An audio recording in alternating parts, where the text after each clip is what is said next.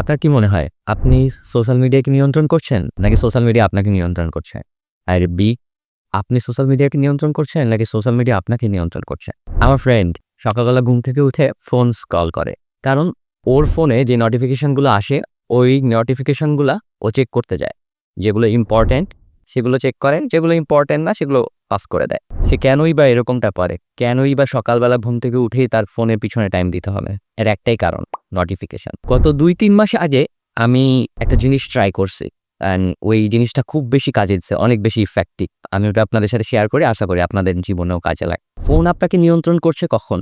আপনি কি চাচ্ছেন যে ফোনটা চালু করতে নাকি চাচ্ছেন না?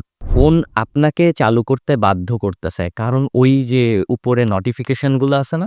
ওগুলো আপনাকে বলতেছে যে আমাকে ওপেন করো। ঠিক এই কারণেই কিন্তু আপনি ফোনটা চালু করতেছেন আর ওই নোটিফিকেশনগুলো চেক করতেছেন, ঘন্টার পর ঘন্টা সময় যাচ্ছে। চিন্তা করেন তো, যদি ওই নোটিফিকেশনগুলো না আসতো আপনার ফোনে, তাহলে কি আপনি ফোনটা ধরতেন?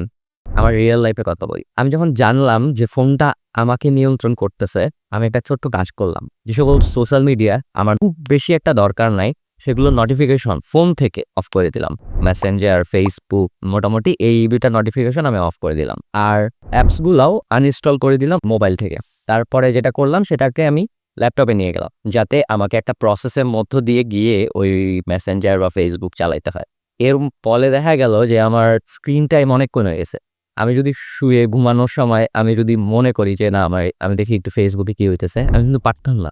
কারণ আমি যদি ওই সময় ফেসবুক চালাইতে যাই, তাহলে আমাকে ওখান থেকে উঠতে হবে, ল্যাপটপে বসতে হবে, ল্যাপটপে শাটার অন করতে হবে, ওপেন করে তারপরে ক্রমে গিয়ে আমাকে ফেসবুক বা মেসেঞ্জারটা চালাইতে হবে। ইভেন ওই সময়টা যখন আমি নোটিফিকেশন অফ করে দিছি, অ্যাপসগুলো আনইনস্টল করে ল্যাপটপে রাখছি, আমার ফোনে আর কোনো নোটিফিকেশন আসে না।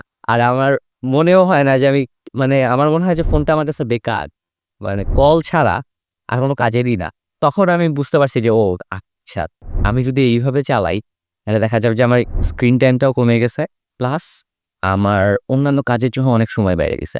আপনি যদি চান যে ফোন আপনাকে নিয়ন্ত্রণ না করুক, তাহলে আপনি এই কাজটা করতে পারেন। আপনার যেটা ইম্পর্টেন্ট, যেমন আমার ফ্রেন্ডের জন্য ফাইবার অনেক ইম্পর্টেন্ট। ওটার নোটিফিকেশন অন করে রাখতে পারে। ওর জন্য Instagram অতটা ইম্পর্টেন্ট না। হ্যাঁ, ও মেসেজের ক্ষেত্রে ওটা ইউজ করতে পারে, বাট ওটা পিসিতেও পড়তে পারে। আপনার যেটা ইম্পর্টেন্ট, আপনার জন্য মেইল ইম্পর্টেন্ট, আপনি ওটা নোটিফিকেশন অন করে রাখতে পারেন। বাকিগুলা যেগুলো আপনি জাস্ট টাইম পাস করার জন্য ইউজ করতেছেন, এগুলোকে একটা প্রসেসের মধ্যে নিয়ে যান। লাইক আপনার যদি ল্যাপটপ থাকে সেটা ল্যাপটপে রাখেন। তাহলে দেখা যাবে একটা প্রসেসের মধ্য দিয়ে আপনাকে ওটা ইউজ করতেছে, যখন তখন আপনি ওটা ফোনে হাতে নিয়ে ওই জিনিসটা ইউজ করবেন না। এর ফলে আপনার ডেবিট সময় অনেক বেঁচে গেছে। অ্যান্ড ওই সময়টা চাইলে আপনি বই পড়তে পারতেছেন, অন্য যেকোনো কাজ করতে পারতেছেন, আপনার প্রোডাক্টিভিটি অনেক হাই হয়ে যায়। এই একটা টিপস আমার জন্য অনেক কাজে লাগছে। আমার স্ক্রিন টাইম অনেক কমাই দিছে। ফোন দেখলে মনে হইছে যে ফোনের আসলে কথা বলা ছাড়া কোনো কাজ নাই। আর যেকোনো সময় ফেসবুকে ঢুকতে পারিনি। অনেক বেশি ইফেক্টিভ। চাইলে আপনারাও ট্রাই করতে পারেন। থ্যাংক ইউ সবাইকে।